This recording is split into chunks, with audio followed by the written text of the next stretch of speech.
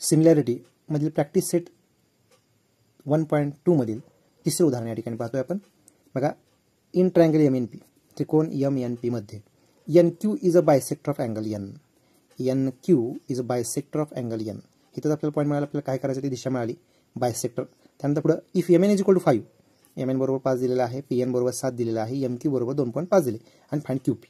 आता इथं आपल्याला प्रश्नच आपल्याला बऱ्यापैकी उत्तर सांगत असतो. या प्रश्नामध्ये काय दिलंय की NQ is a bisector of angle N, ह्याला अंडरलाईन करायचं आणि याच्यानुसार आपण कोणती थेरम वापरली पाहिजे मग, तर अँगल बायसेक्टर थेरम. म्हणून आपण इथे लिहूया, येथे हिअर काय काय दिले ते आपण लिहून घेऊया. MN is equal to 5, PN is equal to 7, MQ is equal to 2.5 आणि QP is equal to question mark. आणि दुसरी गोष्ट काय सांगितली आहे, NQ is a bisector of angle P, of angle N. जर अँगल हा बायसेक्टर जर असेल तर अँगल बायसेक्टर थेरम आपण या ठिकाणी वापरू शकतो.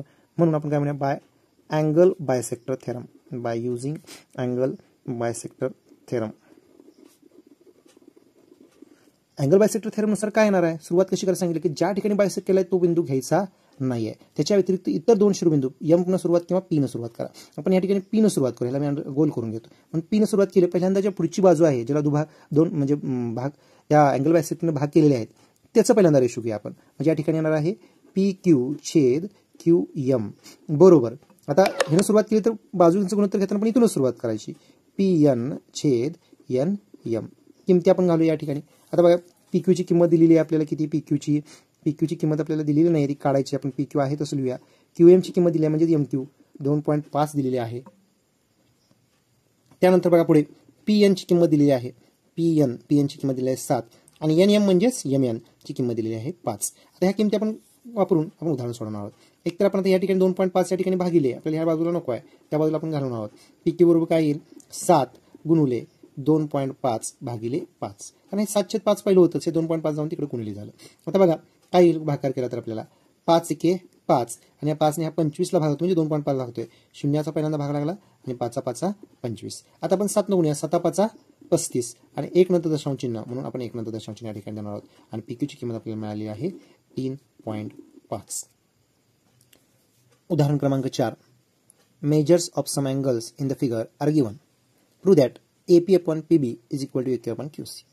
काही माप दिलेले आहेत. उदाहरणार्थ इथे आपल्याला मेजर्स दिसतात, त्यामध्ये अँगल APQचं माप 60 अंश दिलेलं आहे, त्याचबरोबर अँगल ABCचं माप 60 अंश दिलेलं आहे. या माहितीचा आधार घेऊन AP छेद PB बरोबर AQ छेद QC.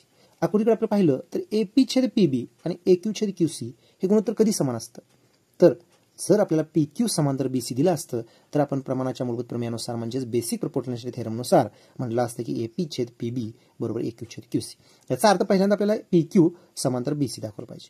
मग या कोणांच्या आधारावर आपल्याला हे दोन्ही समांतर दाखवायचे आहेत. मग आपण हे पाहूया. आता हे जर आपण जर हे दोन रेषा या ठिकाणी वाढवल्या, थोडक्यात आपण हे जर रेषा समजल्या, आपण या 2 रेषा आहेत आणि ह्या 2 रेषांची ही छेदिका आपण पहिल्यांदा देतो की या ठिकाणी PQ लाईन PQ, त्यानंतर side BC and AB as a transversal, AB as a transversal. एक छेदिका आपण समजूया. मग छेदिका असेल तर आपल्याला माहिती आहे की 3 प्रकारचे कोण तयार होतात, करस्पॉन्डिंग अँगल, अल्टरनेट अँगल आणि इंटिरियर अँगल. आता या ठिकाणी जो हा कोन दिसतोय हा APQ आणि PBC हा जो कोन आहे APQ इज इक्वल टू 60 आणि ABC is also equal to 60. या दोन्हीचं माप 60 आहे. परंतु जर आपण लाईन PQ, साइड BC आणि AB त्यांची जर ट्रान्सव्हर्सल मानली तर हे 2 कोन तयार झाले ते संगत कोन आहेत. आणि हे संगत कोन काय झालेले आहेत, एकरूप झाले आहेत. संगत कोन काय आहेत, एकरूप आहेत. कारण त्यांची माप जर समान असतील तर ते 2 त्रिकोण काय होणार आहेत, एकरूप होणार आहेत. मग 2 कोन एकरूप होणार आहेत. बरं, संगत कोन एकरूप असतील, जर संगत कोन एकरूप असतील तर म्हणजेच करस्पॉन्डिंग अँगल एकरूप असतील तर by corresponding angle test, corresponding angle test म्हणजे संगत कोन कसोटीनुसार, एक टेस्टच आहे, नबीमध्ये तुम्ही अभ्यासलेला आहे. तर संगत कोन कसोटीनुसार आपण म्हणू शकतो या ठिकाणी की PQ is parallel to side BC, PQ is parallel to side BC. आणि जर असं आलं असेल, जर हे समांतर असेल तर आपल्याला माहिती आहे की त्रिकोणाच्या 2 बाजूंना भिन्न बिंदूमध्ये छेदणारी रेषा जर तिसऱ्या बाजूला समांतर असेल तर बेसिक प्रोपोर्शनॅलिटी थेरमनुसार ती इतर 2 बाजूंना प्रमाणात विभागते. म्हणजे या ठिकाणी काय येणार आहे, by theorem of, by basic proportionality theorem, by BPT theorem AP upon PB is equal to AQ upon QC. Hence proof. हे सिद्ध झालं आपण म्हणू शकतो. Hence proof. अशा प्रकारे एक छोटीशी सिद्धता या ठिकाणी आपण सिद्ध करून दाखवली आहे. Practice set 1.2. Fifth example. In trapezium ABCD side AB is parallel to side PQ is parallel to side DC. आपण जो घटक पाहत आहोत त्या घटकामध्ये 3 समांतर रेषांचा गुणधर्म आपल्याला दिलेला आहे. साइड AB, साइड PQ आणि साइड DC ह्या 3 रेषा ज्या आहेत त्या 3 बाजू आहेत त्या समांतर दिलेल्या आहेत आपल्याला. मग आपल्याला 3 समांतर रेषा आणि त्यांच्या जर AD आणि BC या जर छेदिका म्हटल्या तर AP आणि PD हे त्यांचे आंतरछेद तयार होतात. BQ आणि QC हे आंतरछेद तयार होतात. मग आपल्याला माहिती आहे की 3 समांतर रेषांच्या गुणधर्मानुसार by property of 3 parallel lines and their transversal काय होतं की या ठिकाणी तयार झालेली जी आंतरछेद आहेत त्या आंतरछेदांचं गुणोत्तर समान आहे. म्हणजे AP छेद PD बरोबर BQ छेद QC करायचं. आता आपल्याला यातल्या BQ ची किंमत शोधायची. मग आता ते दिलेली किंमत आपल्याला AP आहे. AP ची किंमत आपण ठेवूया या ठिकाणी 15. PD ची किंमत आहे 12. QC ची किंमत आहे 14 आणि आपल्याला BQ ची शोधायची. आता आपण ही बाजू या बाजूला घेऊया. आपण पहिल्यांदा BQ छेद 14 बरोबर 15 भागिले 12. ही बाजू ह्या बाजूला, ही बाजू या बाजूला केली आहे. आता ह्या ठिकाणी आपल्याला 14 नका म्हणजे BQ या बाजूला आपल्याला राहिलं की आपल्याला BQ ची किंमत मिळेल. म्हणून BQ बरोबर काय होईल तर पहिलं आहे तसं लिहून घ्या तुम्ही 15/12.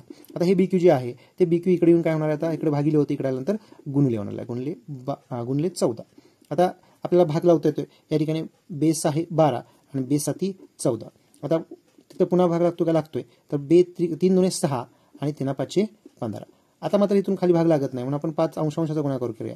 5 गुणुले 7/2. BQ बरोबर 5 गुणुले 7/2. मग BQ बरोबर किती 5 7 35/2 आणि हा जर भागाकार आपण केला तर किती येणार. BQ बरोबर बे उरला 1 बे 7 14 उरला 1 नंतर पॉईंट घेतला आपण आणि 2 5 10 म्हणजे BQ बरोबर 17.5 येणार आहे.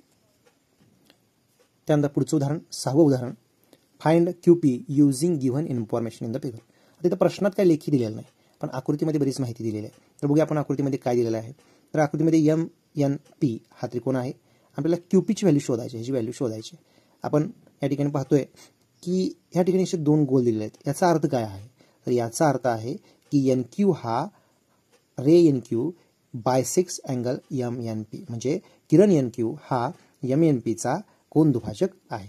मग आपल्याला या ठिकाणी आपण कोणतं थेरम वापरू शकतो तर कोण देवाच्या थेरम वापरणार आहोत, प्रमेय वापरणार आहोत. म्हणून आपण काय करूया या ठिकाणी लिहूया बाय अँगल बायसेक्टर थेरम. म्हणजेच आपल्याला त्रिकोणाच्या कोन दुभाजकाचा गुणधर्म वापरायचा आहे. आणि मी यापूर्वी सांगितले की पहिल्यांदा ज्या ठिकाणी अँगल बायसेक्टर आहे तो शिरोबिंदू घ्यायचा नाही गुणोत्तर लिहित असताना.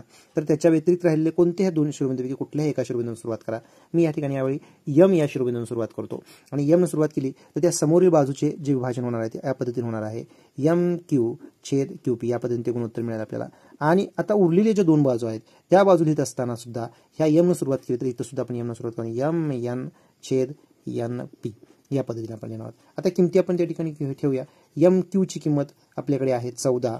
QP ची किंमत आपल्याला काढा म्हणून सांगितलं आपण. QP ची किंमत आहे तशी ठेवतोय त्या ठिकाणी. त्यानंतर MN ची किंमत दिलेली आहे 25 आणि NP ची किंमत दिलेली आहे 40. आता आपण काय करतो तिरकस गुणाकार करणार आहोत कारण QP छेदस्थानी गेलेला आहे किंवा व्यस्त घेतला तर सुद्धा चालू शकतो. तिरकस गुणाकार करूया. QP गुणुले 25 हा तिरकस गुणाकार, याचा गुणाकार एका बाजूला लिहायचा बरोबर 14 गुणुले 40. आता या ठिकाणी आपल्याला QP फक्त या बाजूला पाहिजे. हे 25 नको आहे, हे गुणुले 25 आहे. त्या बाजूला गेल्यानंतर काय होईल भागिले होईल.